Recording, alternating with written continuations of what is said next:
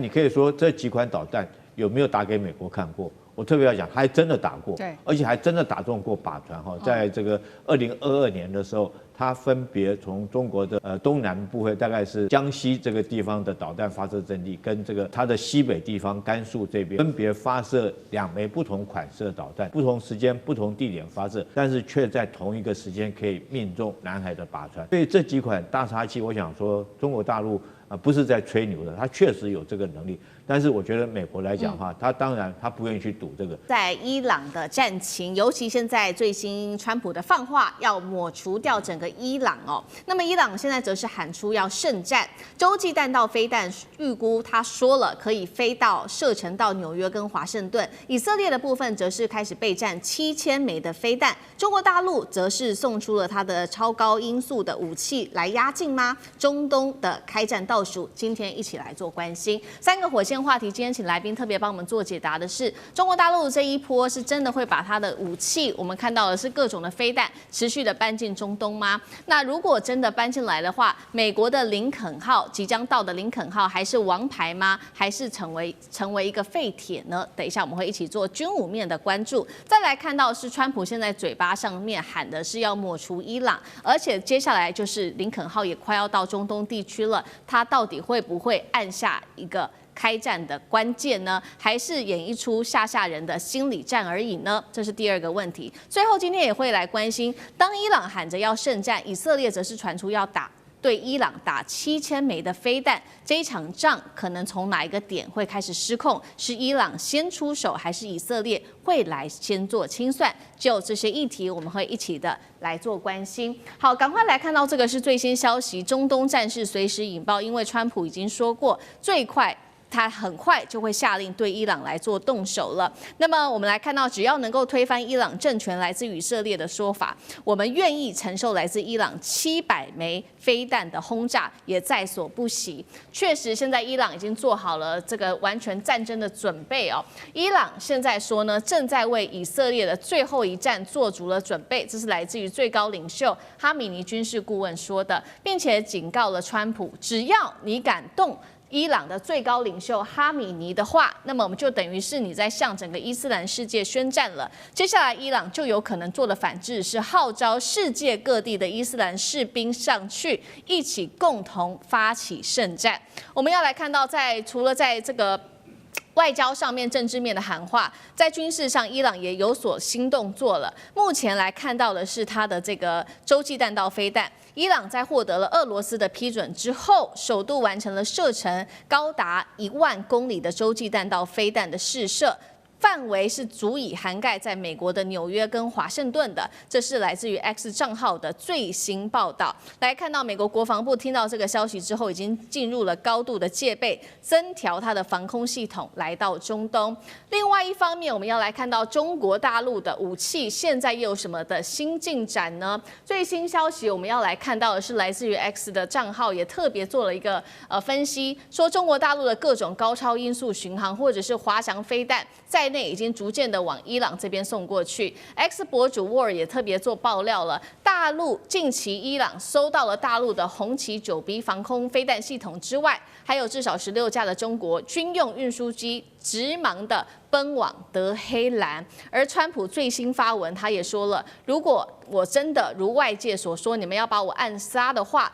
你的伊朗就会从地表被我们美国给完全的抹除掉。而美以确实在军事上，刚刚讲的是中国大陆的军事准备，美以在军事上也做了大幅度的一个戒备跟部署。来看到的是，美国做的是最新向中东加派了爱国者跟萨德的飞弹防御系统之外，还有雷射导引反无人机系统也抵达了科威特的空军基地。美军的 F-15战机预估会集结总数达到24架。另外就是林肯号预估在这几天就会正式的到达中东，以色列也喊话可能会发射超过7000枚的飞弹，现在都已经对准了伊朗。节目一开始要特别请教将军怎么看，如果中国大陆真的出动刚刚我们看到的这一系列的巡弋飞弹DF-26等等，还有它的红旗9B 的话，真的进到中东，那么美军的航母，尤其是林肯号还敢不敢靠近？这些武器能够把航母给击退吗？将军怎么看？我觉得以色列现在跟伊朗还有美国这3个国家哈，真的是如果说一不小心这个3个国家情势有误判的话哈，极可能就擦枪走火。因为伊朗现在从上次的暴动事件到现在，我们可以说将它形容成一只已经受了伤的野狼哈。这个受了伤的野狼其实是最危险的，因为它现在正在这个也是在惊慌失措当中。如果说稍微有一点刺激，它可能反扑的力量是会很大的。但是以色列这个国家历来从几次的中东这个以牙战争，我们就看出来，以色列一向采取的策略就是先发制人，他绝对不会等到这个埃及国家或者是说阿拉伯国家对他发动攻势以后，他才采取防御式的反击。他通常都一定是先发制人，因为他的国土战略纵深小，他可能承受不住第一击。在这种状况下，如果说伊朗有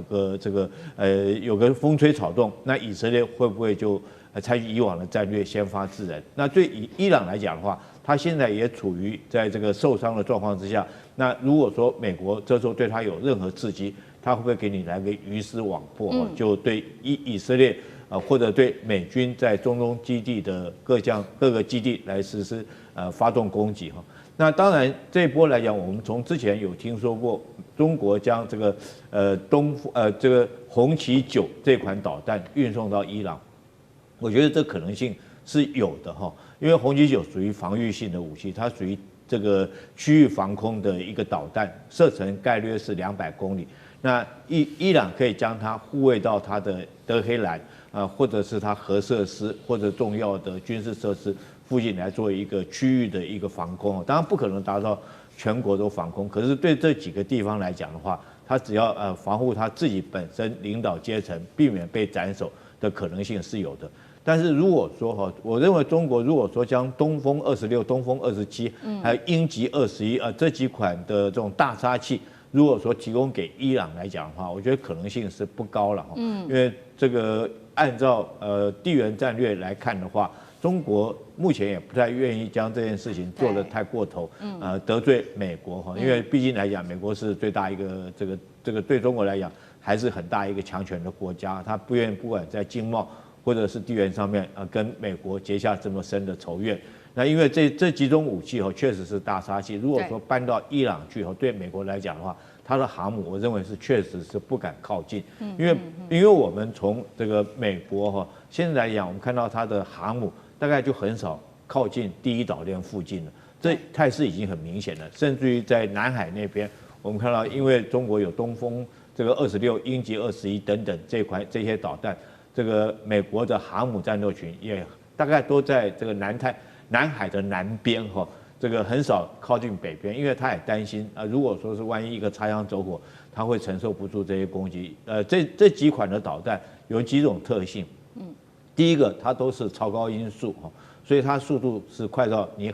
很没有办法去拦截的。第二个它都是会变轨的，所以你更难拦截。那你可以说这几款导弹有没有打给美国看过？我特别要讲，还真的打过，而且还真的打中过靶船在这个2022年的时候，它分别从中国的这种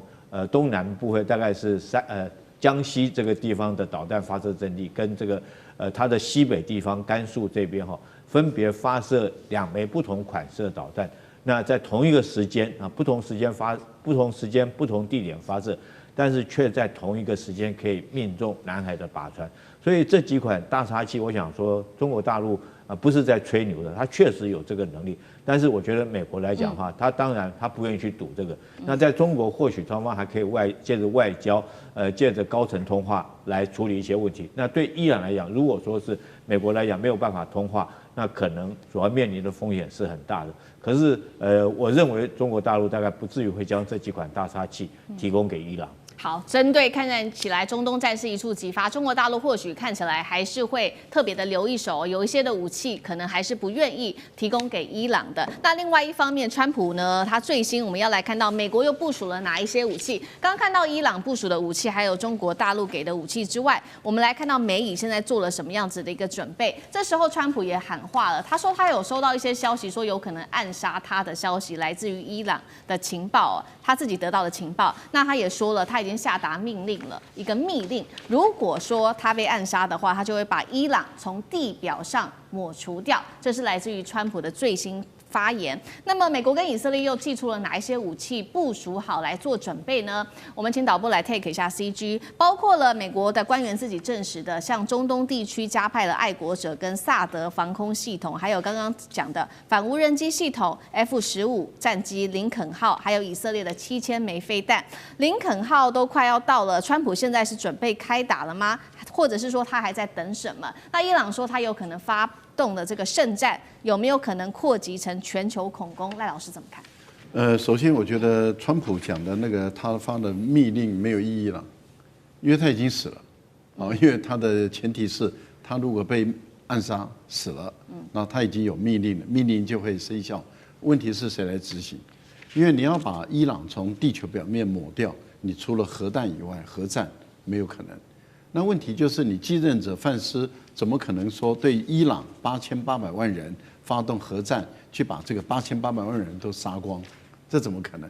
而且伊朗旁边周边接近的国家，包括这个巴基斯坦、阿富汗、土耳其，他们都要受到核战的这个影响波及，怎么可能？这不太可能的事情。所以川普讲那句话是空话，因为范斯即使接了代理总统，他也不会去执行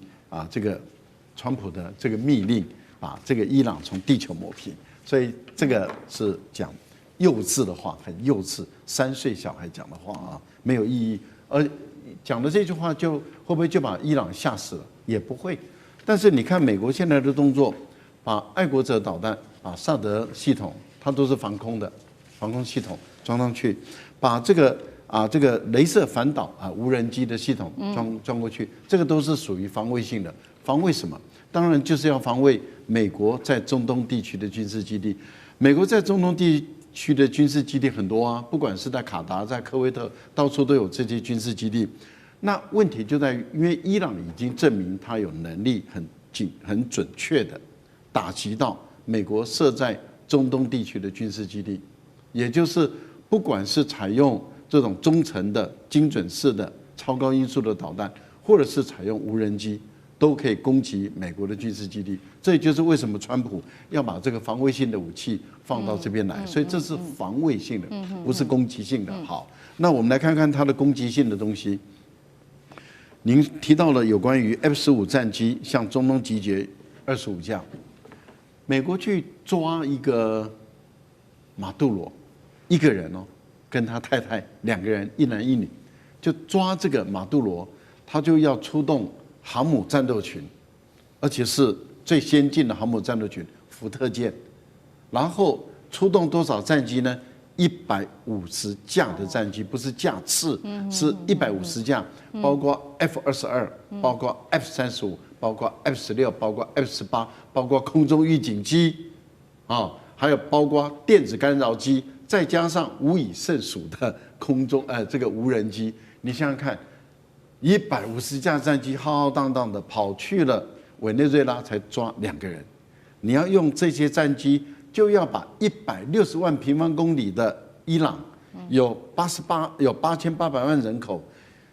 革命卫队就已经将近20万人，民兵还有60万人的这个大军，你说要用这一些一个林肯号航母战斗群，再加上这几架战机，然后就要对伊朗实施毁灭性的打击，你不要，你姿态也摆认真一点，我就会觉得。川普，你认真一点，你真的认真一点。你在委内瑞拉你都搞这么大阵仗的，你到伊朗这个摆这个阵仗没有意义。那以色列说我用7000枚导弹打你，他这个是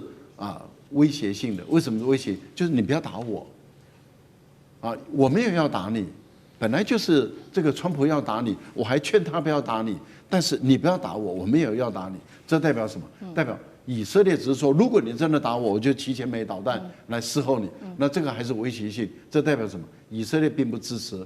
川普在这一次对伊朗所发动的战争。好，所以以色列先喊话啦，就是做一个防御性。他说7000枚的导弹准备对准的是伊朗。那他也说了，你伊朗随时打来700枚都没关系，我们都做好准备了。有没有可能现在看起来伊朗跟以色列谁会先发制人？委员又怎么看？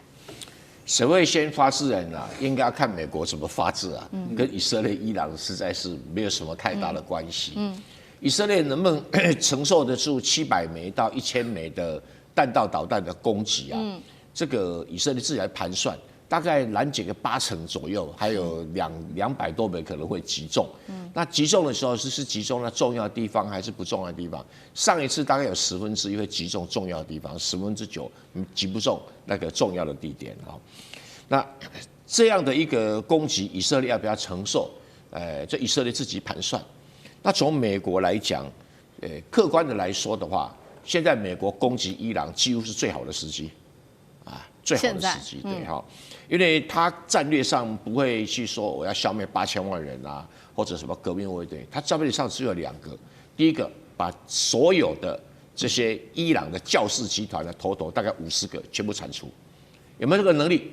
要看到中央情报局的情报准不准啊？如果像珍珠党的话，那准的不得了。那是50个教士集团头子，可能一夜之间从地球上消失，这政权都改变了。第二个，革命卫队大概就50个头，这50个头如果一夜之间被消失，像那个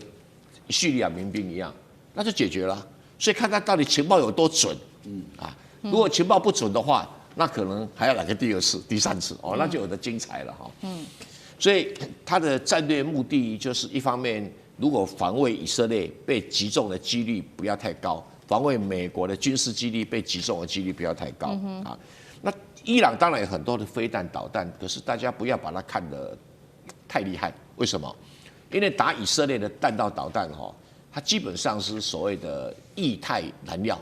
液态燃料很讨厌，加油啊，加燃料要加个1-2个小时才能够发射，它不是固态拉出来马上能够发射，这一点是它的短板所以液态的比较容易侦测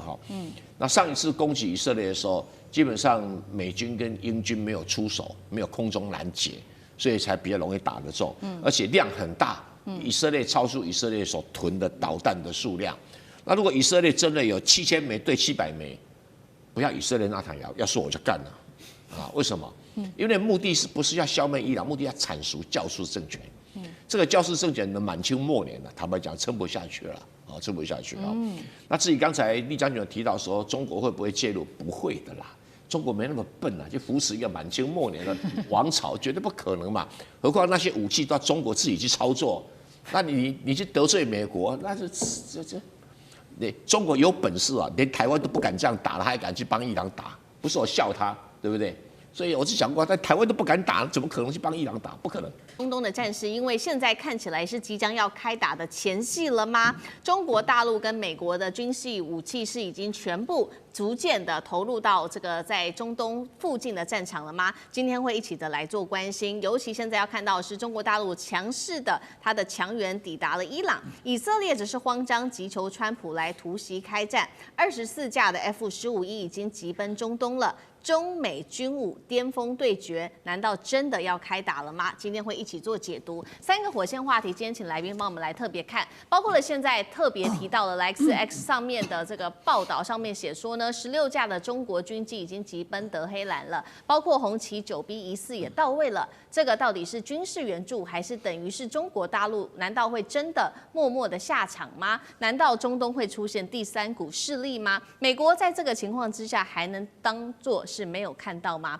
第二件事情是，伊朗在最近几天高调的放话说，他们已经成功试射了洲际弹道飞弹，而且可以打到美国本土的。这是真的吗？还是一种心理战呢？美以会不会因为这句话而被迫提前动手呢？美以还在等什么？最后来关心到的是，以色列也放话，他宁可承受来自于伊朗的700枚飞弹，也要推翻伊朗政权。这一种极限的挑战，会不会迫使中国大陆跟俄罗斯也介入在中东战事当中？今天就这些议题，我们都会一起的来做分析。中东现在火药味一触即发，伊朗难道真的不再被孤立，有了中国大陆甚至俄罗斯的帮忙吗？正在悄悄的接收中国的军火吗？这是来自于 X 博主 War 上面特别做了一个爆料，说伊朗近期收到了大陆制红旗9B 的防空飞弹系统，并且在过去56小时内，至少16架中国军用运输机已经直奔德黑兰了。另外一方面，伊朗则是再次的对外宣告，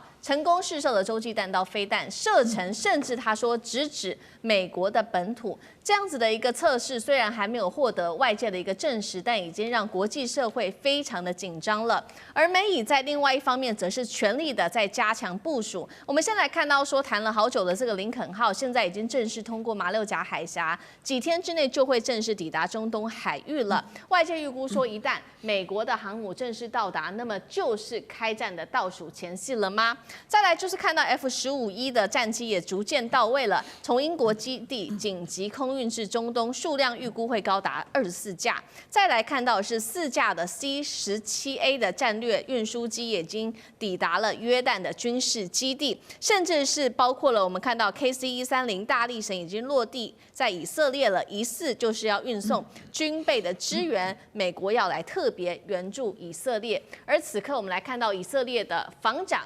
特别参谋长特别出来放话，他说已经为突袭战争做好准备了，只要能够推翻伊朗的政权，我们以色列即便承受来自于伊朗的700枚导弹袭击，我们都在所不惜。而伊朗的军事专家预估，美国跟以色列正在接下来筹划对伊朗发动的是混合战争。节目一开始要特别请教委员怎么看了中国大陆的角色？难道真的会介入在这场战争当中吗？是否将中东推向新冷战？美国接下来会怎么做？而伊朗宣示它的洲际弹道飞弹已经可以覆盖住整个美国的本土了，这是战略吓阻还是一个心理战？委员怎么看？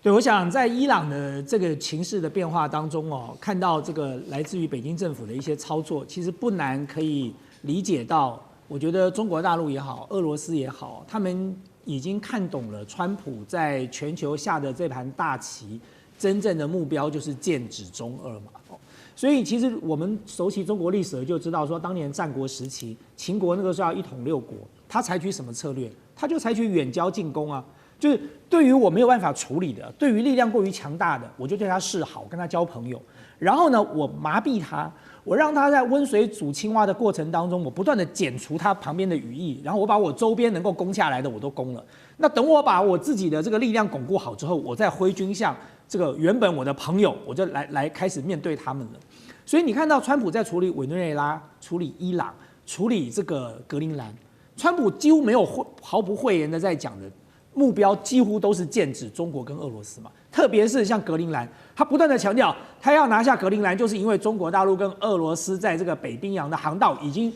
部署了太多的这个装备在那里了，他们必须要遏制中俄哦。然后他拿下委内瑞拉的时候，他讲了什么？他说美国加上委内瑞拉的石油产量占了全世界的55%了。大家想想哦，如果再让他拿下伊朗的话，他所掌握的这个全球原油产量绝对超过70%。那在那个情况之下，你说中国大陆当然首当其冲受到冲击啊，委内瑞拉的油大量都是输往中国大陆，伊朗的亦复如此。那你更不要讲说伊朗所处的地理位置，不管是空中航线或者是这个地面的这个地缘政治的位置，它其实都是站在非常重要的战略枢纽。一旦伊朗失去了，中国大陆的中欧班列马上就会受到冲击。那么所有的相关的航班，美国现在飞中东的机票为什么这么贵？就是因为美国的飞机不能够飞越伊朗的这个上空，不能够飞越伊朗的领空。但是如果这个情势改变了呢，变成美国掌握了伊朗呢，那接下来对中俄来说，他们所失去的远远超过于委内瑞拉可以造成的影响。所以我觉得在这个过程当中，看到北京也好，或者是这个俄罗斯采取更大的动作，其实也并不令人意外了。那你说美国这个时候要不要动手？美国早就动手啦。我们不要讲别的，就是在过去这段时间，所有的伊朗的抗争行为都是 CIA 干的。就是我2020年在帮韩国瑜打总统大选的时候，香港莫名其妙就来一个反送中了，等到蔡英文当选了就不反送中了。所以呢，香港最近的审判都已经出炉了，这个背后这个引发骚动的是谁？就是 CIA 啊，还有谁？所以今天美国跟摩萨德把他所有在伊朗潜伏的人马，通通都投入了这场所谓的这个骚动里。但是在这个骚动的过程当中，我觉得他们万万没有想到，说这个骚动没有推翻伊朗政府，因为这个骚动的群众他们缺乏一个核心的精神领袖。但是大家要注意一件事哦，在过去这段时间，我们看到各种报道说伊朗断网，可是呢，星链却成功的突破了伊朗的断网。各位。星链到了它上空，不是说你打开手机就可以连上星链的。星链在地面上要有接收站，要有发射器，那不是一台的问题，那是几千台。那几千台什么时候运进去的？就如果今天没有地面的这些接收跟发射器，就算星链的卫星全部集结在伊朗上空，打开手机什么都收不到的。那这么长时间的部署你说不是 CIA 不是摩萨德，谁做得到？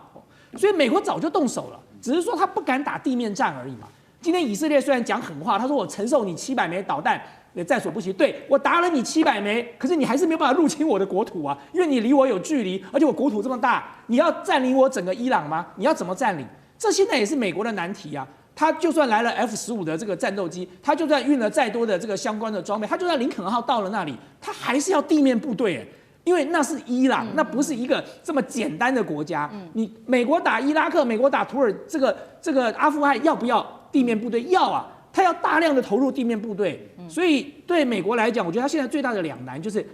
他究竟能不能够在损失最小、付出最小的情况之下达成这个任务？那么我认为美国在评估当中，所以这个时刻中国大陆采取更大的动作，我觉得是有助于牵制住美国，让美国要重新思考。那你说至于说伊朗有没有洲际弹道飞弹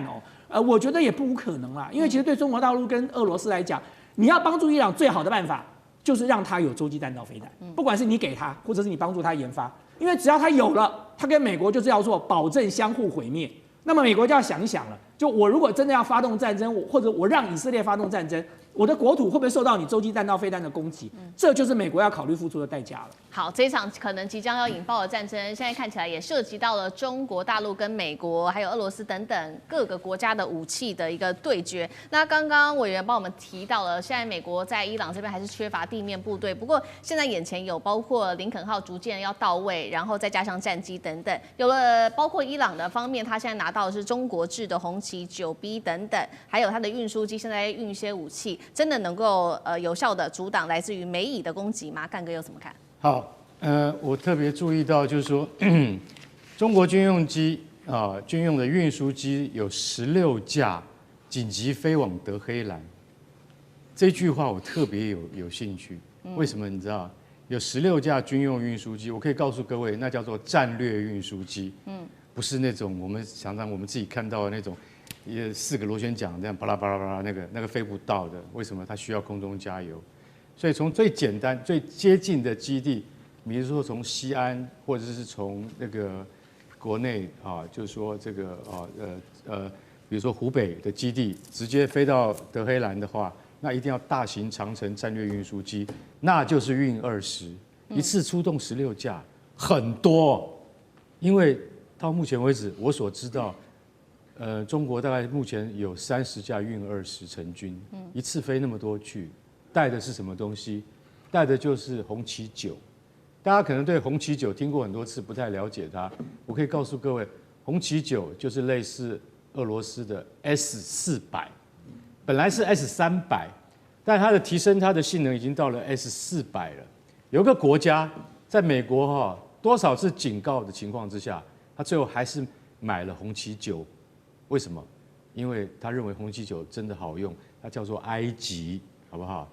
结果埃及用了以后，真的说很好用。然后还有另外一个国家，在去年的12日战争之中，就验证给你看红旗9B到底它的性能如何。听说他把俄罗斯的 S400的防空飞弹给击落了，就是创造了人类历史上第一次防空飞弹击落防空飞弹。天下有这种奇怪的事情。也就是说，告诉你，红旗9B 的性能。它本来是仿 S300而来的，而达到跟 S400有相同的功能。结果我竟然可以拦截印度的、巴基斯坦的那个红旗9B，拦截了印度的 S400系统。现在大家就可以想象到这是什么样的概念，就是说我现在已经青出于蓝了。所以说，在那个战争之中，不仅仅是巴基斯坦的枭龙或者是歼10打下了印度的标风战机，连防空飞弹都已经胜于印度一筹，而印度的那个原来的系统是俄罗斯的系统，所以红旗9B 不是只有这么简单而已，这样你就比较了解到底它是什么样的系统。红旗9B 现在是部署在中华神盾上面最重要的系统，也就是说海军大家所听过的055大驱或052D 中华神盾，他们主要的防空系统就是海红旗9，跟陆上的红旗9B 是同一个体系出来的，也就是现在中国的主力防空飞弹、区域防空飞弹，射高30公里，射程300公里，然后它可以应付饱和的电子干扰环境。在这种情况之下，这种飞弹用16架运20，赶快运到德黑兰去，这个意义非常重大，就是我赶快援助你。为什么？因为你原先用的 S300或是 S400俄罗斯系统可能没有办法应付新的威胁。什么叫做新的威胁？新的威胁叫做 F15E。美国的 F15E 是出了名的炸弹卡车。这个飞机一飞过去，身上带24颗炸弹。它飞到德黑兰去的话，它一丢，一架就丢24颗。这24颗可不是小炸弹，每一枚都是500磅的炸弹。一丢到德黑兰的头上的话，那你头就痛了。如果这次派了24架去，2个中队，这种炸弹卡车，它也不是自己就飞过去的，它也会面对很多德黑兰的防空系统，它也有电子压制的。所以这次他如果去的话，会不会被红旗9B 打下来？这件事情就是我们特别现在接下来要关注的重点。不过我们可以理解到，不管是 F15E 炸弹卡车，或是 F35隐形战机，都会被防空飞弹打下来。只是远近以及多跟少而已。只要你第一次进去我拦不到，第二次你一定会被我拦到。这个就是什么？这个就是战争的一种艺术，就是说我们都是处于在时代尖端的系统。如果今天中国已经紧急运送了红旗9B 到德黑兰去，那现在 F15E 真的跑进来要空袭德黑兰的时候，红旗9B 抓得到抓不到？刚开始也许抓不到，但你来第二次，我一定抓得到。就像巴基斯坦抓得到印度是一样的道理。所以我大概简单讲到这边，就是说，如果那个美国跟以色列要联合进行空袭行动的话，碰到中国的红旗9B，可能要特别小心一点了。好，现在不管是美国的或者是来自于中国大陆的武器，都已经急忙的送到了伊朗这边去。那另外一方面，以色列他也直接喊话，这是他的参谋长，国防参谋长直接说，宁愿承受700枚导弹袭击，也要推翻伊朗政权。中俄在这个时候会介入吗？苑老师怎么看？我们一般人呢，对于这个以色列的这个抵御能力啊，就是说有一种顾虑，就是说以色列在前一阵子，就是2025年6月份的时候，挨了伊朗的导弹啊，非常多，上百颗的导弹以后呢，觉得大家都看到那个惊心，就是触目惊心的那些画面了哈，就觉得以色列这里被炸，那里被炸哈。但是实际上的话呢，我告诉大家，就是说以色列本身呢，现在是基于3个理由啊，它是对于这个伊朗的话呢，是非要动手不可，所以他的参谋总长扎米尔啊，他的表现的态度非常强悍，而且以色列从以色列已经打了2年多了哈，这个以色列现在没有停的意思，就想要毕其功于一啊，要把伊朗收拾掉。有3个理由是非常重要的，就是说伊朗本身来讲的话呢，就是以色列会攻打伊朗的主要理由就是以色列注意到伊朗的核能的提炼的整个过程并没有被川普摧毁掉。这是大家现在都已经知道的事情，而且以色列的话呢，非常非常担心伊朗拥有核武器。一旦伊朗拥有核武器，再加上飞弹、导弹的话呢，它一定会对以色列发射。这以色列这样认为啊，实际上的话呢，也可能是对的。然后第二个的话呢，就是说伊朗的带头呢打代理人战争呢，那个叫抵抗之湖啊。那么现在的话呢，整个基本上只剩下伊朗了。啊，其他的话呢，从哈马斯开始到这个也门的胡塞武装啊，到这个叙利亚呀，到什么所有原来支持伊朗或是说伊朗拿钱在支持的代理人战争的话，现在都被以色列打垮。所以以色列现在就是说要把伊朗的借这个机会呢，就把它真正的打垮一下啊。所以说那个第3点原因的话呢，就是以色列认为是机会难能可待。这个机会的话呢是2方面，一个是川普在当总统，另外一个的话呢就是伊朗前一阵子的话呢闹得很厉害，伊朗闹的原因啊，除了颜色革命的因素以外呢，还有一个是通货膨胀的问题。现在的话，1个美元可以换到伊朗的钱了140万呢，140万。所以伊朗人的生活当中的话呢，普遍来讲是不满意的。不满意呢，那以色列呢，前一阵子呢，突然表现得出奇安静。就是基本上是在搞内部的这种联络啦，啊，那个摩萨德就开始动作。所以说这3个原因合起来的话呢，对以色列来讲的话呢，只要我能够抗得住第1波、第2波的导弹攻击的话呢，能够借这个机会让伊朗什么呢？不一定要让它消灭，也不一定要占领它，就要让它乱，3个乱。所以说它就够了，以色列就够了。所以说在这种情况下，我觉得中东的战争是一触即发的。伊朗这一次祭出了各种的武器，不管是无人机跟电战来封口美国。那另外一方面，包括了美国的新链现在也被打瘫。但是至今大家关心的就是美国的林肯号到底到达伊朗附近了没有？到现在其实美国都还没有出手。难道美国这一次针对伊朗会选择放生吗？今天我们会一起的来做解读。3个火线话题，今天特别请来宾来帮我们做解读。首先看到的是伊朗现在内部的示威持续。大家也在看说美国会不会来救他们呢？美国是不是决定不救伊朗了？因为到现在仍然是看不到林肯号航母到达当地，而伊朗现在内部靠着各种的断网，还有电战系统跟无人机，让这个外面的世界完全看不太到内部的状况，代表现在科技已经站在伊朗的这一边，来对这些示威者进行镇压了吗？最后今天也会来关心美国这一次到底会不会出手呢？如果美国真的不出手，会不会等于就是让哈米尼的家族政权持续的续命呢？这个神权体制有没有可能再统治伊朗20年？如果美国不出手的话，对于整体中东的情势有什么样子的影响？大家又如何看美国在中东的政权呢？今天就这些议题，我们会一起的来做关注。这是最新消息，来自于英国媒体针对于伊朗内部示威暴动所造成的冲击的最新数字统计。他说，对这一场全国性的血腥镇压，死亡人数已经高达了1.6万人，是伊朗见证47年来最残酷的一次国内的清洗行动。而大家在关心的是林肯号到底要不要来救伊朗呢？目前根据了解，原本是停在南海的这个林肯号航母的打击群是已经正式通过马六甲了，现在预估已经转向印度洋，最快可以在3到4天之内就能够逼近波斯湾了。不过呢，在林肯号要航向这个伊朗附近的时候，美国华盛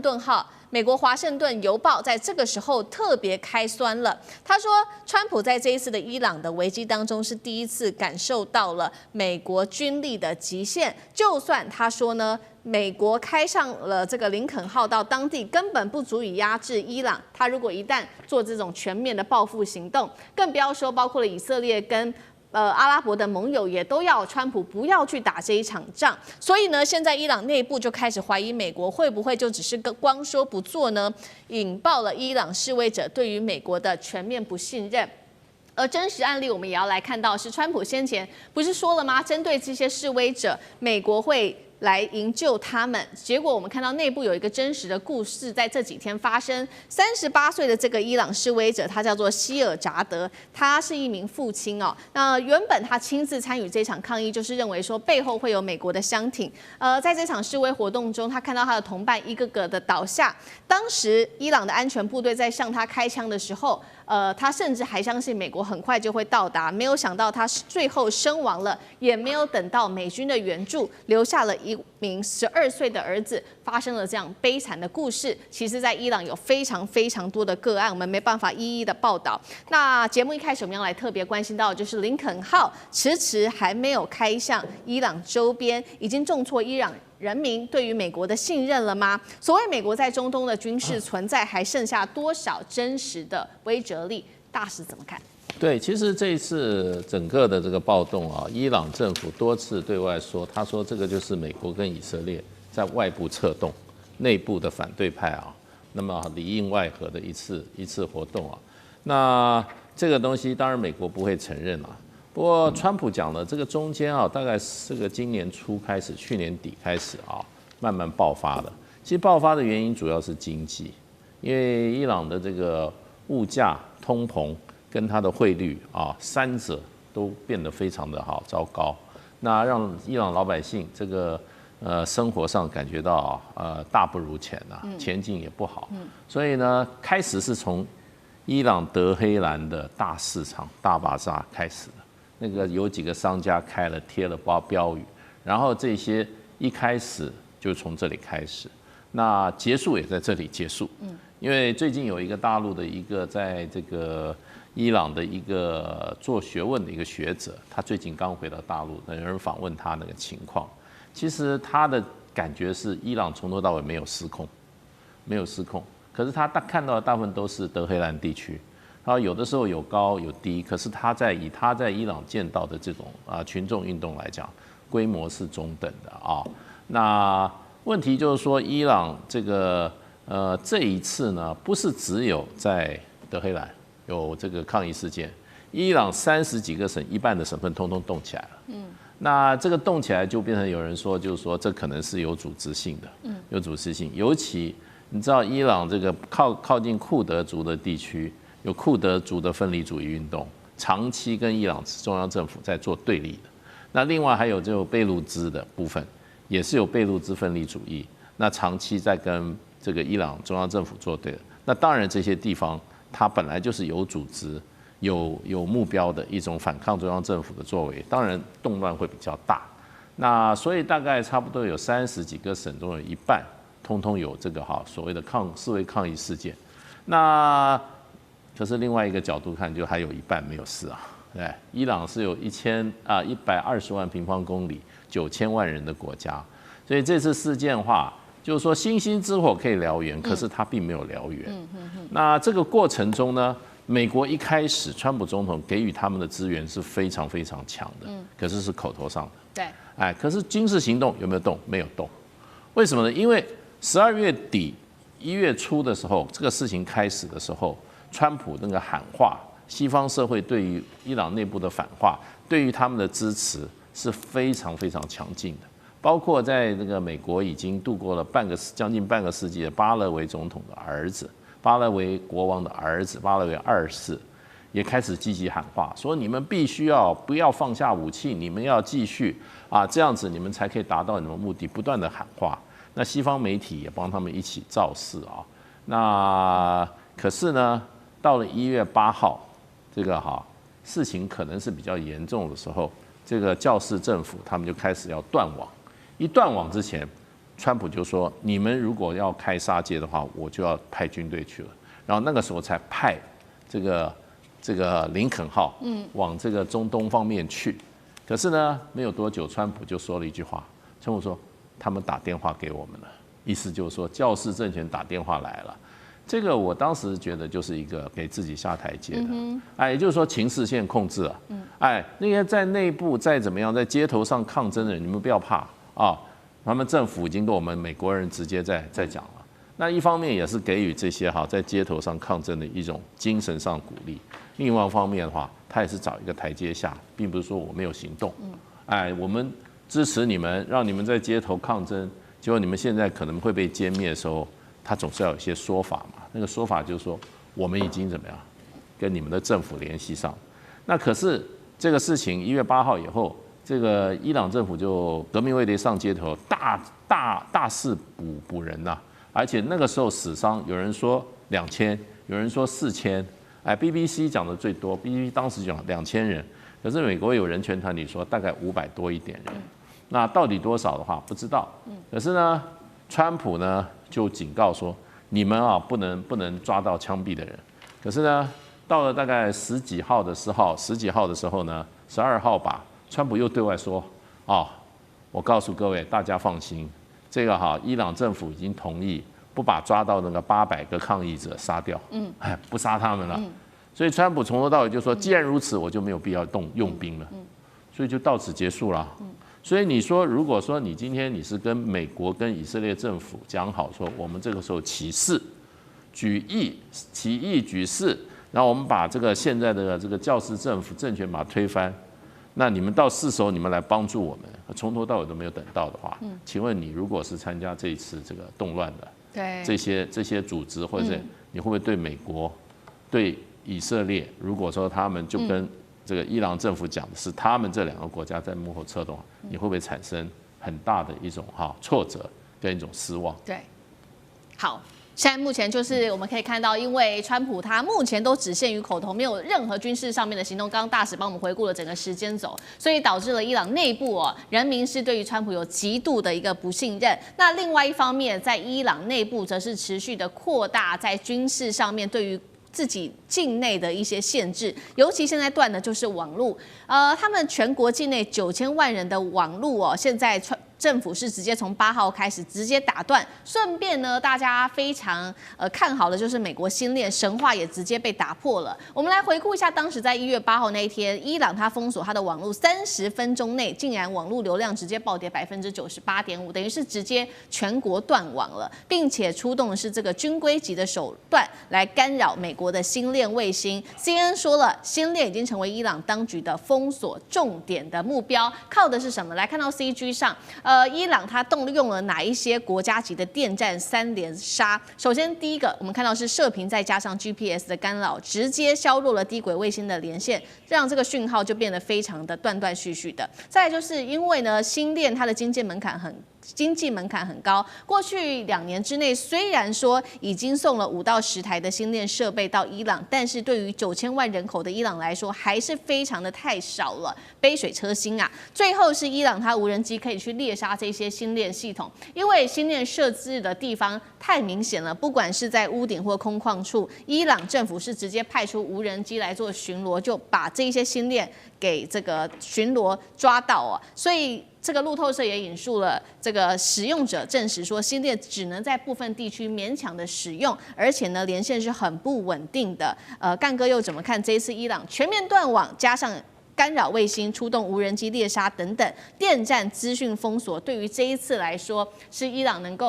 政府能够镇压民众的一个重要配备吗？伊朗已经要动用所有的手段要把星链 Starlink 给摧毁掉。就是要让人民没有办法把画面传到外面去。其实老实讲一句，现在你们所看到的一些断断续续的画面都很珍贵。为什么？因为有些人走了几百公里才找得到可以让星链接收得到的那个地方去。为什么？因为刚刚主持人也讲了，老实讲一句，其实伊朗国内很少这样子的接收器，其实估计至少要10万台，你大概才没有办法封锁。那伊朗是动用了国家级的干扰，它这方面，除了射频加 GPS 干扰，大家就想说，其实星链靠的就是什么 GPS 所以马斯克他其实老实讲一句，你说他近地卫星有2000多颗，照理讲很难被干扰。可是今天如果说你要动用到国家级的机器的话，它还是可以把它大部分90%以上屏蔽掉。这就是现在伊朗人民没有办法被外界所得知实际上的状况，是最大的困境所在。然后再加上你知道，你这个 Starlink 它有一个很特殊的，就是说，其实所有的卫星讯号你都必须是露天的，你必须架设在屋顶上，或者必须架设在空旷的地方。那很容易，伊朗政府不是派卫队去消灭它，是派无人机去打掉它。你听起来会觉得说，技术蛮先进的啊，竟然可以用这种方式，用无人机来锁定阳台上的 Starlink 的接收器，这太厉害了。我可以告诉各位，这是中国提出的技术支援，也就是说，这些资源都是来自中国技术的。为什么？因为中国在这方面的技术非常先进，但是这应该要讲成这是军规的，这是军用的。无人机的干扰技术以及无人机的打击技术，这都源自于中国。所以说，伊朗政府为什么能有效的在几个钟头之内，它就让星链传不出去这些讯号，就代表说它真的非常厉害。不过我要讲悲惨的一点就是说，其实伊朗现在国内目前的情况真的非常严峻。我只讲一个数据就好了。2022年大家知道艾哈米就是那一位进了警察局就再也没有出来的女学生，是22岁的女学生。她在2022年的时候，因为她死掉的人就有500人，被关押的人有2万人，到现在这2万人没有放出来。我想你还是要正视这个问题，也就是说，我不管川普你到底是口惠而实不至，你至少要去面对伊朗的确在用神权政治。神权政权在对付自己的人民，这到底是对的吗？我想海峡两岸的朋友们都应该多关注这件事情吧。好，陈杰干哥刚刚帮我们提到，美国在关键时刻只说不动哦，那么代表说接下来哈米尼家族的政权会持续的续命吗？有没有可能再执政个20年？上志哥怎么看？这次美国到底为什么不出手啊？最后其实就美国如果出手，真的能赢吗？真的能吗？那么动手真的有用吗？其实当然很多疑虑。其实大家不是说美国军力问题哦。伊朗是一个拥有核武、有8000万人的国家，它不是叙利亚2000万小猫咪啊。可是，所以一旦如果伊朗真的政权垮台乱了的话，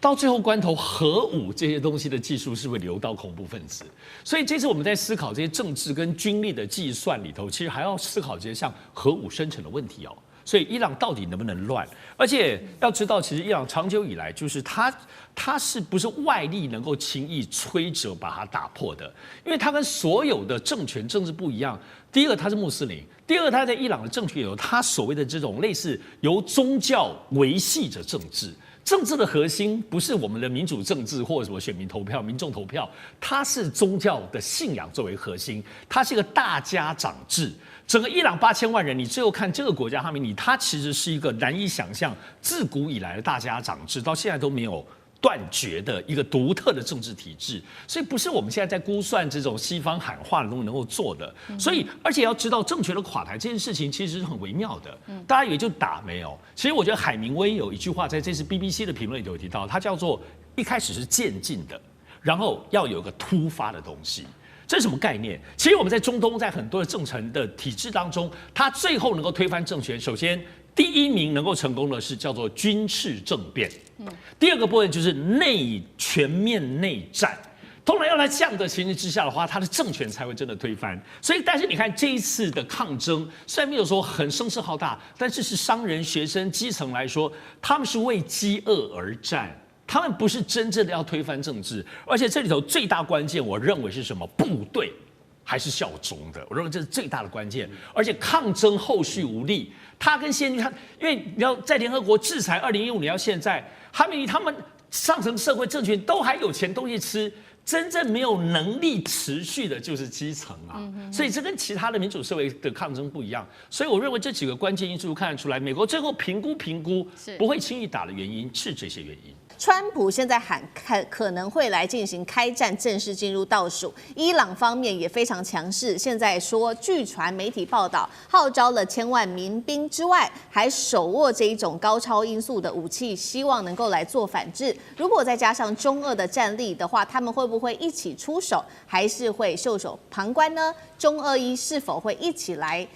集体对抗美以？今天就这些议题，我们会一起的来做关心。好，今天3个开场活鲜话题，我们也请来宾特别帮我们做解答。首先，川普已经点名了，他会做军事的介入，而且他说已经准备好了。那么另一方面，我们可以看到伊朗的街头现在因为示威暴动，所以造成了非常多人伤亡。美国已经喊话会对伊朗开战，难道进行正式的倒数了吗？第二件事情的是，伊朗号召现在传出1000万的民兵要展开全面的军事化镇压，针对这一些抗议人士，并且他手上握有非常多的武器，不管是有关于飞弹，或者是这些高超音速武器，还有无人机等等，能不能对以色列跟美国造成严重的威胁？今天就军事武器面，我们也会做一个比较深入的讨论。最后也会来关心在中俄这一场战役上面会怎么样选边站呢？今天这一些议题都会一起来做讨论。好，赶快来看到这是最新消息哦，因为是不是逼近了中东的战争临界点？川普现在最新呛虾，他说会祭出前所未有的一个打击，不排除甚至是军事介入，在伊朗采取强硬手段来这一些持续的镇压援助抗议的民众。目前看起来，美国方面最可能会采用的手段就是用空袭的方式来进行攻击。川普10日在社群最新发文说，美国已经准备好了，会来提供协助。刚刚提到了伊朗的态度也非常的强硬，我们看看伊朗说什么。他说，一旦美国真的介入的话，会立刻的对以色列跟美国的基地展开一个报复性的攻击。我们看到现在其实德黑兰的内部也开始动员了，有一个说法是不是要进行内战的模式呢？伊朗的这个政府他已经号召了民兵做起义，目的是要镇压现在在各地展开的这种反美反以的示威民众。那么官方现在资料显示，伊朗境内的民兵人数已经超过了1120万人，是相当多的。会不会真的展开全面的军事化行动呢？这个都会值得观察。另外一方面，现在看起来伊朗它在加速盘点它的军事武器来进行战争吗？包括了飞弹跟无人机在做随时的待命。其实美国的国防部跟华府智库多名军事专家就已经盘点并且分析过有关于伊朗在飞弹跟无人机方面的战力，他们是这样说的：说伊朗拥有中东规模最大、种类最齐全的弹道飞弹库，甚至具备这一些洲际飞弹的潜力，并且可以透过像是一些法塔赫啊、凯巴尔甚至尼什等型号，对区域就可以造成非常严重的威胁。今天我们制作单位也特别整理出了有关于伊朗它这些飞弹有哪一些战力是非常强的呢？比较有名的包括了这个法塔赫高超音速飞弹，曾经它突破以色列的铁穹，那么技术协同也被指说跟中国大陆是高度相关的。另外就是尼什系列了，它的射程约落在2500公里，现在正在研发的是可以射程涵盖到4000公里左右的。再来看到是伊朗的主力中程飞弹，就是流星等等，这一系列的这个飞弹武器都是美国跟以色列现在比较担心的部分。这背后有谁在做技术的支援呢？现在也直指是否有中国大陆的帮忙。来看到是中国撑腰，有关于伊朗的武器被美国报道说多次的运送了飞弹的推进剂关键原料高氯酸钠给伊朗，这个数量是足以让伊朗生产大约500枚的中程弹道飞弹的。纽约时报也报道说，伊朗目前手上握有数百到2000枚射程可直接威胁以色列的飞弹。所以节目一开始要来特别请教杨老师怎么看了？川普已经点名要空袭，甚至放话说他准备好了，代表美国对伊朗现在是要开战倒数了吗？刚刚讲到伊朗有这么多的武器，不管是他的民兵1000万民兵，或者是他的飞弹、无人机、高超音速武器，能够对美以造成实质的威胁吗？老师怎么看？先看伊朗内部的这个暴动哈，它刚开始的时候是经济因素，那物价、通膨，然后市场的整个混乱，当然也就结合了就是数十年来他们可能对于伊朗的阿梅尼政府，尤其是革命卫队掌控政治、经济跟军事实力，但是呢，贪污的传言不断，那连续的在就是政治上做这个操纵。伊朗相对的，其实在中东的穆斯林国家是有选举的，是民主的，那有选举制度，连他的总统都算是有意义的选举。所以这一次伊朗内部的这个暴动，现在看起来从经济上的暴动已经走向政治上的动乱。那会不会进一步变成国内的革命暴动？那我们现在在观察。不过官方的反应现在似乎是从军事到革命卫队，甚至要组织民兵，要开始在做镇压。我必须要讲，伊朗的这次暴动在时间点上，那对美国媒体、对川普政府，那真的是捡到枪。也就是针对他们从委内瑞拉到格陵兰这种无法无天帝国主义式破坏国际秩序的作为，突然之间他们就可以很高尚的、很有道德的说要去支持伊朗人民的争取自由。那甚至呢用军事的手段，那还讲到可能用经济的制裁以及网络的就是制裁。那经济制裁不几十年了，网络制裁。现在伊朗内部网络都断了，你来什么网络制裁、经济制裁还有什么用？那所谓的在军事上做准备，我觉得这个当然一直以来都是个选项。在以色列的加沙战争大屠杀的时候呢，伊朗跟以色列都发生过几次的就是无人机和导弹的这种就是交换。那到后来最近一波的时候，整个伊朗因为它量多，使得以色列的这个铁穹体系这个应付不暇。那很多的都市，像特拉维夫都遭受到这个困境，美国就出手，攻击伊朗的核设施。所以这个时候你看到美国攻击伊朗的核设施，是因为伊朗要发展核武器吗？当然不是。所有的其他的国家都知道，它距离发展核武器还有相当长一段距离，基本上是在解救以色列。现在呢，它基本上其实在解救自己在拉丁美洲的这些无法无天的作为，尤其是美国媒体，我看到美国媒体的这种对伊朗的情势已经铺天盖地的说到，好像是要挽救整个伊朗人民，现在这是一个最佳的这个机会，那至于川普是不是真的敢用，我觉得他可能要看情势的发展了，因为伊朗的政府他现在已经毫无忌讳的去针对可能会危及到他们政权的这个暴动采取镇压行为，这镇压可能会很血腥，没有错。那外力的介入，如果使得伊朗政权受到影响，甚至这个濒临灭亡的时候，他拥有的武器当然也会报复了。他要报复不一定要打以色列。以美国在伊朗周遭，就是波斯湾附近的空军基地，当然还有很多了，基地还有很多，所以这些报复有没有用，那是另外一回事。但他会报复，所以美国也会去评估说，他如果真的去针对伊朗采取任何的军事攻击，这个跟打那个格陵兰或者是委内瑞拉完全不一样的。也没有什么太大的 CIA 的这种渗透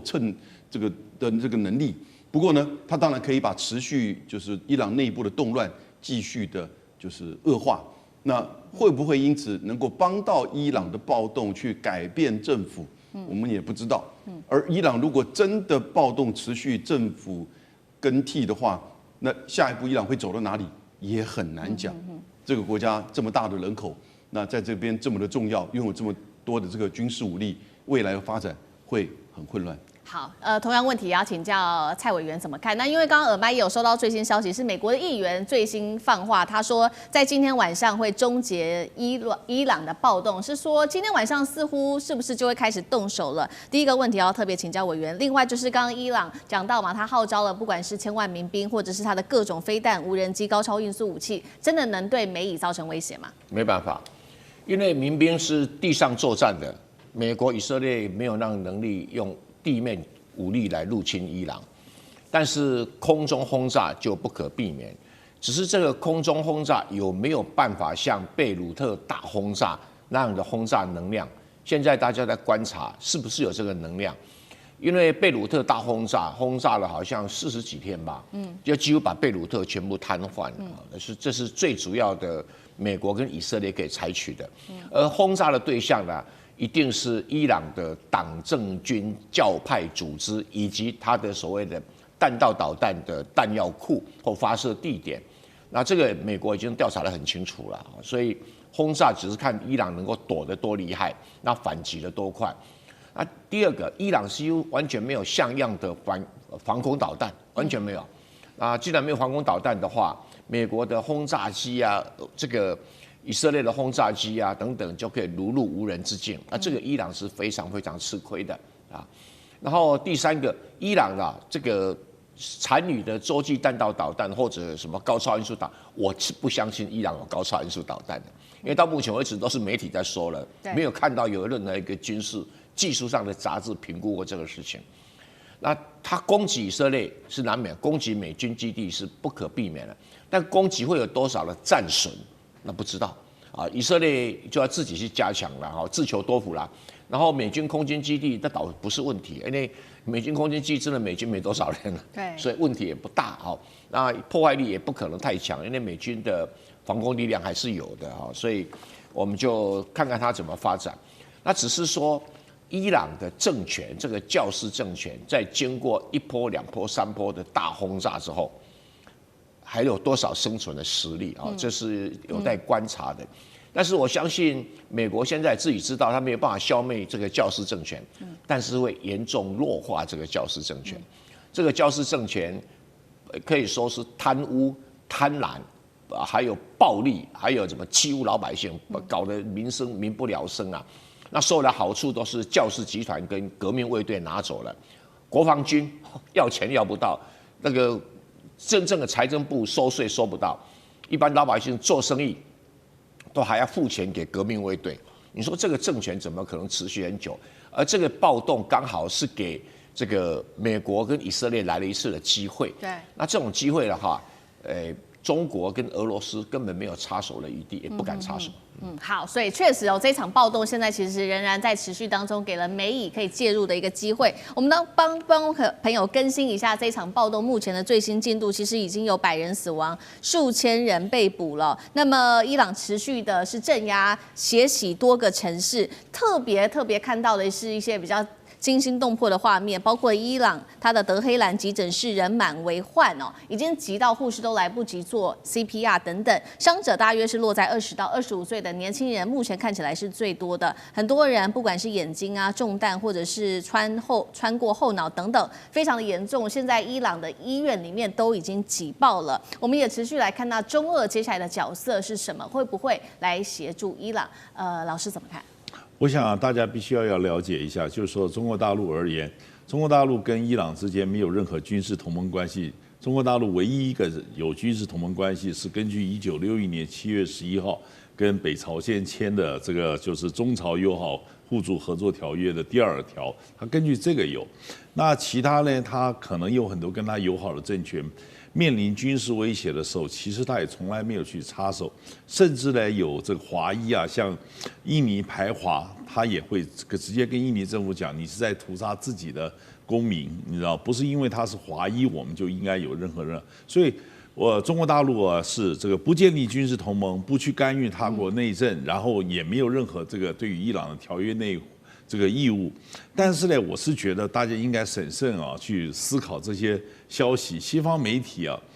不是我讲，在这个就是2伊战争或者说是入侵伊拉克还有阿富汗，有太多的假讯息，而且有时候谎话编的到自己都不合理。你看这边镇压反美反以的示威那个民众，对不起，现在伊朗政权是美国的走狗，以色列的走狗，他去镇压反美，他巴不得你在那边做反美反以的示威那个民众。而且呢，我讲实在话，就是说。西方媒体所能转述的报道都是集中在首都德黑兰这一带，那是不是普遍性的这样有民怨或者民众的这样子，就是说这个抗争的活动呢？其实也没有到那个地步。所以我觉得，这个即使这个政权啊，在很多地方它的形象并不是很正面，但是呢，你说它完全失控，我觉得倒还没到那个地步。所以这个假如不是派地面部队进去，然后去这个用这个弹道飞弹打击，或者说去轰炸，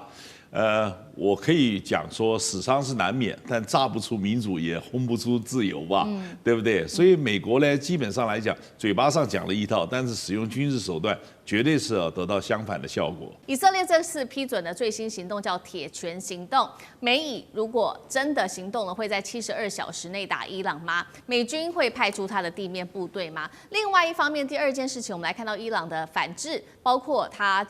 亮出了他的电磁兽，中国的武器跟技术到底有没有在这背后帮伊朗做支援呢？北京是在救伊朗，还是测一个新的战法？最后一件事情，我们会来关注到的是，伊朗其实现在面临的是内忧外患，在国内其实有这个全国的示威活动，已经在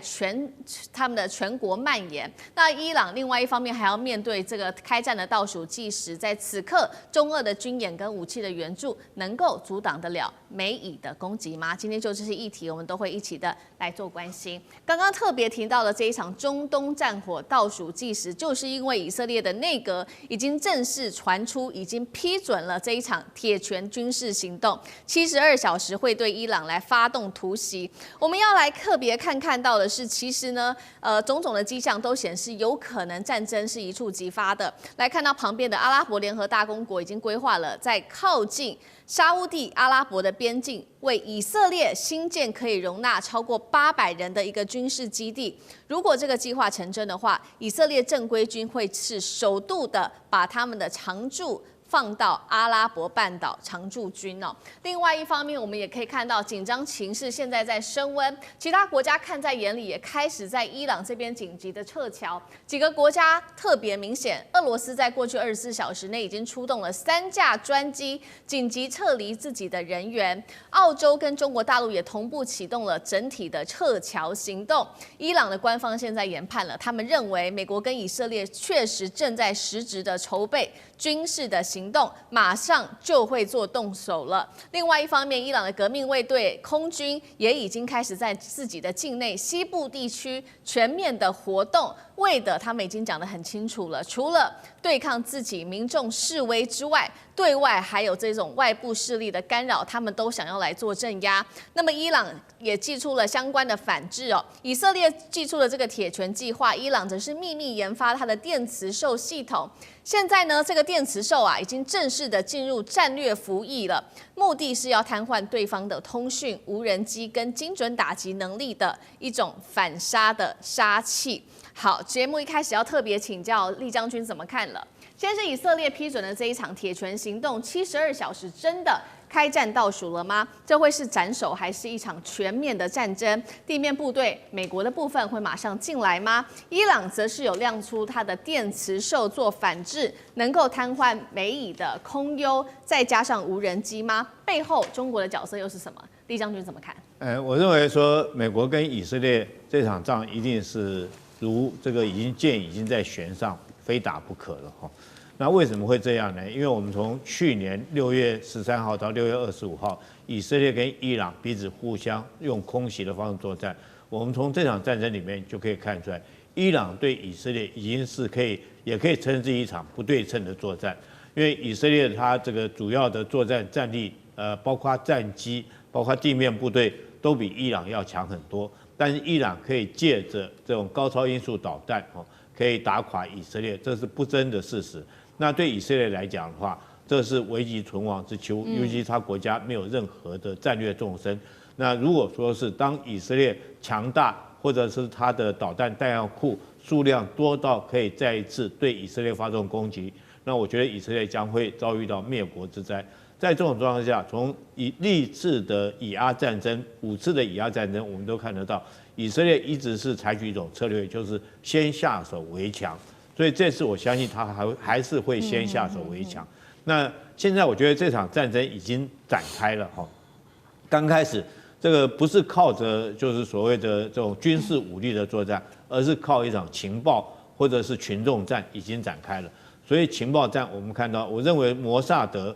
或者是美国的 CIA 早就已经渗透到以色列各个这种从政府高层一直到民间各个层级，大概都已经渗透进去了。然后在这边，现在我们看到伊朗自己国土里面总共有250几处的地方发生所谓抗议，甚至于暴动，而且是暴动越演越烈，甚至传出说有这个2000多人被捕，有30-40人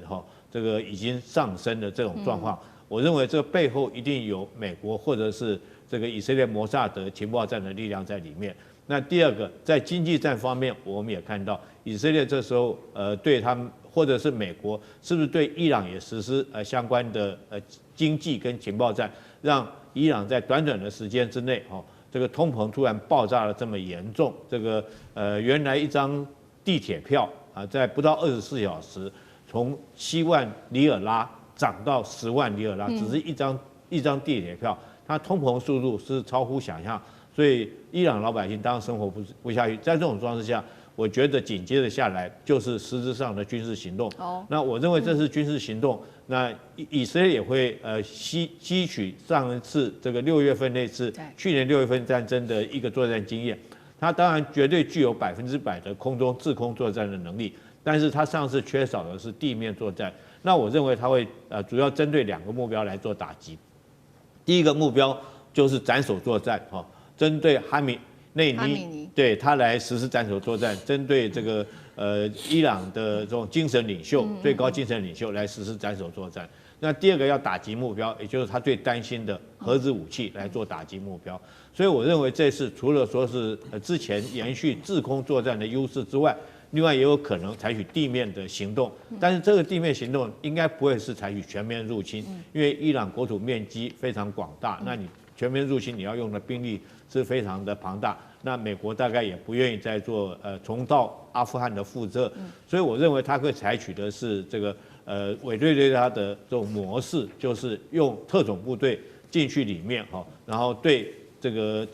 他们精神领袖哈梅内伊实施斩首作战，那或者是对这个核子武器、核子设施来实施破坏攻击。所以我们看到美国这次来讲的话，所现在运到欧洲去的武器，大部分都是以这个此次地空整体作战为主的武器，包括到我们看到他用C-17运输机运去的所谓对地的攻击直升机，包括阿帕奇、黑鹰等等这款直升机，还有它的 AC-13洞都是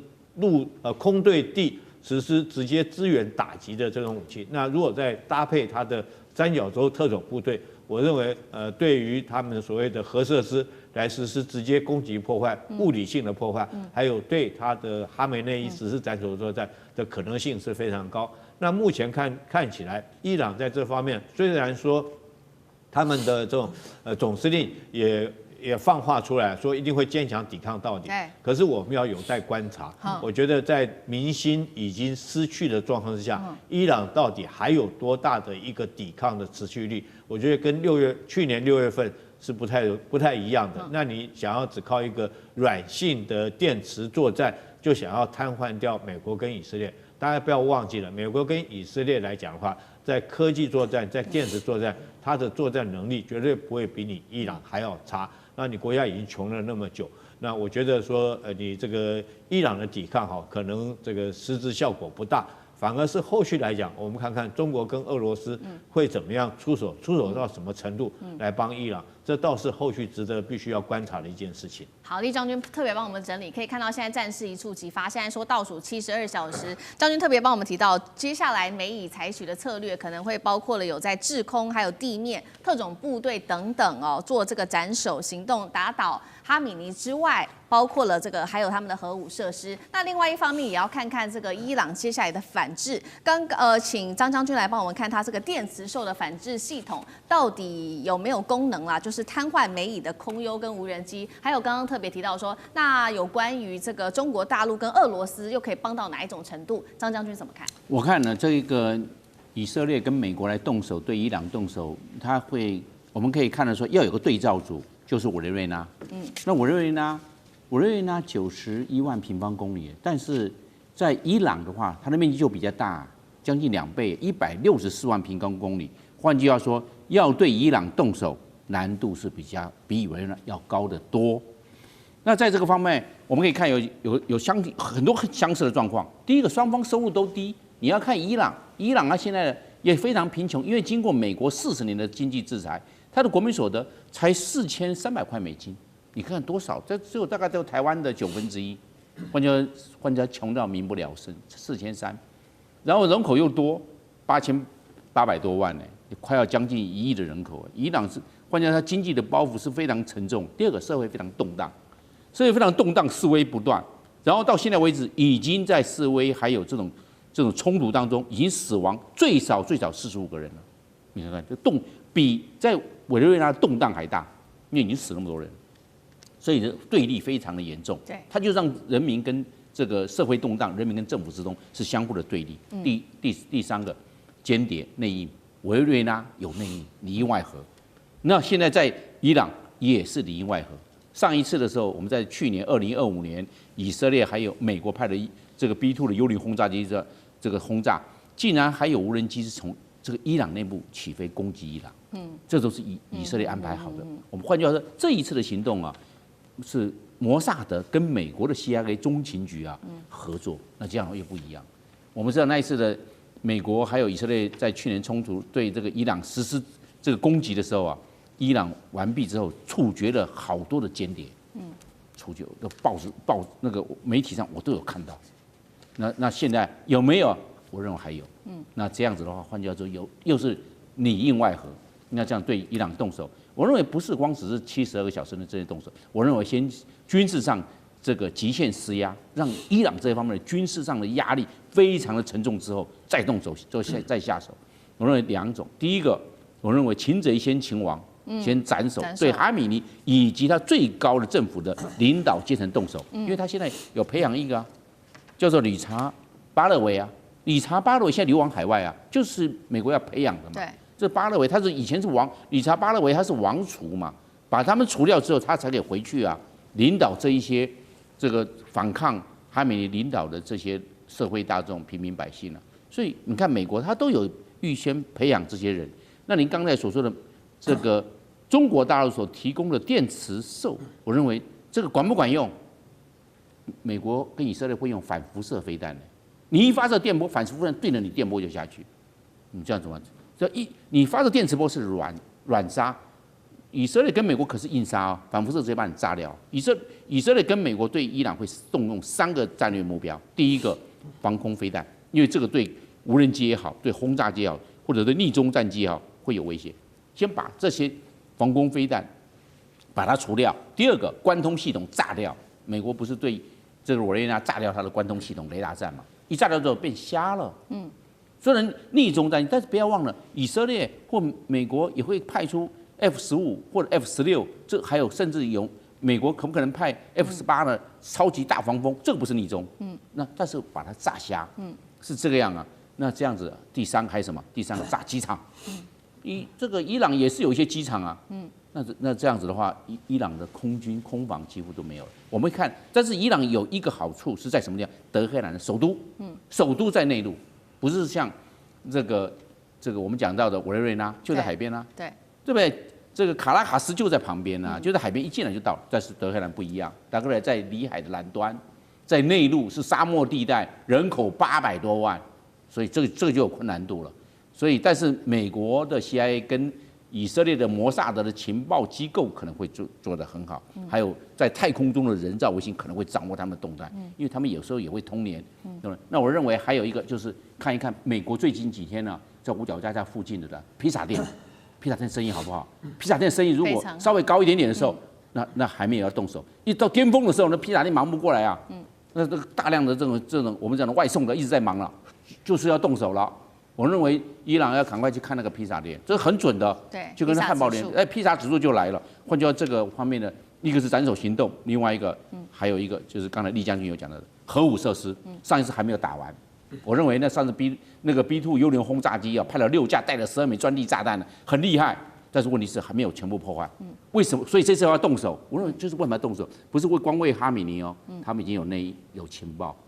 核武设施并没有破坏殆尽，这一次也要对它做动手，所以是双重斩首行动加上破坏核武，这是这一次的双重目标。好，我们看到伊朗现在面对非常非常大的军事压力，来自于美国跟以色列。那这一盘棋，其实我们看到不只是这个伊朗自己的一个角色，现在说这个外部的其他国家能不能对它有更多的支援？我们要看到2个国家，一个就是中国大陆跟俄罗斯哦，因为这个最新的消息，他们也把手伸出来了。中国大陆它的唐山号驱逐舰8号正式的抵达南非了，接下来它会参与从今天开始一直到9号到16号由大陆主导的和平意志2026的联合的海军演习。那么俄罗斯的军舰也会再加入在这当中。川普早就说了，这个金砖国家就是反美的军事轴线。更核心、更关键的事情是我们也要看到现在中国大陆针对于伊朗武器上有哪一些的进补呢？他给了他哪一些东西？画面 CG 我们再来带观众朋友快速的看过一下，数千吨的军用固体火箭燃料、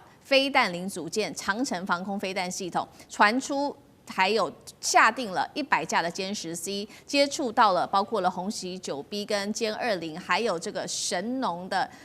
雷射系统等等。那么我们也看到这个，包括在内部，伊朗现在确实这个示威活动持续延烧，网络遭到切断，目前统计45人死亡，2000人被捕。中俄这一次在军演再加上武器的大书写，能救得了伊朗吗？中俄会做到哪一种程度，也是一个问题。委员怎么看？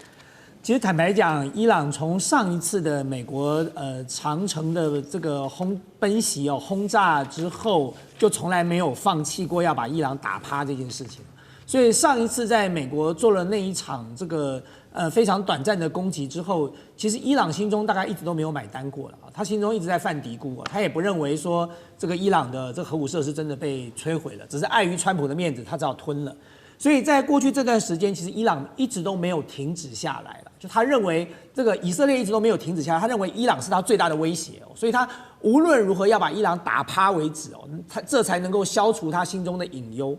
那么因此这场战争看起来似乎已经是箭在弦上了。那有几个点可以看得出来是在箭上弦上的原因，是因为这一次在伊朗内部的整个反政府的示威。长久以来，这就是不要说摩萨德啦，这是 CIA 在全世界最擅长玩的游戏嘛。所以过去这么多年来，我们看看全世界的颜色革命、阿拉伯半岛的茉莉花革命，这些革命背后真正的操控是谁？不要讲别的，讲台湾的太阳花学运，它背后是谁？讲香港的雨伞花学运背后又是谁？通通都是 CIA 啊！当 CIA 秀出了他所有的手段跟最后的底牌的时候，就代表说这一次就是摊牌了。那这一次如果摊牌完这个示威运动完了之后，他又没动手，那这些人就平白无故都曝光了。所以对他来讲，他不管是找巴勒维王朝的人出来放话，然后不管是动用了所有在这个伊朗民间 CIA 或者是摩萨德长期安插的这些势力，发动了各式各样的反政府示威，其实都代表说他们准备要毕其功于一役了。那么我们刚才在讲说，你说中俄的武器能不能够扭转战局哦？我认为有帮助哦，但是要扭转战局不容易。不容易的原因就是大家可以看一下委内瑞拉嘛。过去在委内瑞拉时，大家都提到说委内瑞拉有多少中俄的军事装备。装备很好没有错，可是要部队的素质精良才行啊。就如果说军队的素质不够精良，战斗意志不够坚定了，你给他再多的武器，他都打不赢胜仗的。大家不要讲别的，光看看神学式政权是怎么在阿富汗打垮美军的。美军的装备难道不好吗？为什么去节节败退？因为政府军他的素质跟他的战斗意志的问题哦。所以我觉得，中俄的装备是在近期才大量的进入伊朗哦。就算伊朗的这个革命卫队，他们有战斗意志。他们素质也不错，可在这么短的时间之内要娴熟这些装备的使用，恐怕还是有一定的困难哦。但是我要回过头来讲两件事情，就是说对伊朗来讲哦，就是说伊朗当然前车之鉴，他不可能不知道他当时是怎么被轰炸的。所以你说如果美国还要走当时的那个路线，来一次长途奔袭、空中加油，再来一次 B-2轰炸机的轰炸，我认为可能就没这么容易了，因为他们上次已经打过一次了。所以呢，美国要再故技重施并不容易。那更不要提到说，伊朗看过美国怎么对委内瑞拉的啊。所以你像哈米尼也好啦，他们革命卫队的将士也好，重要的这些领导也好，该躲的、该藏的、该做的防范都做好了。就是美国上次呢，已经是一个反美政权的教科书了，就是你不要被美国猎杀掉，你不要被美国斩首掉嘛。所以接下来，如果美国要再用委内瑞拉那一套，恐怕也不容易。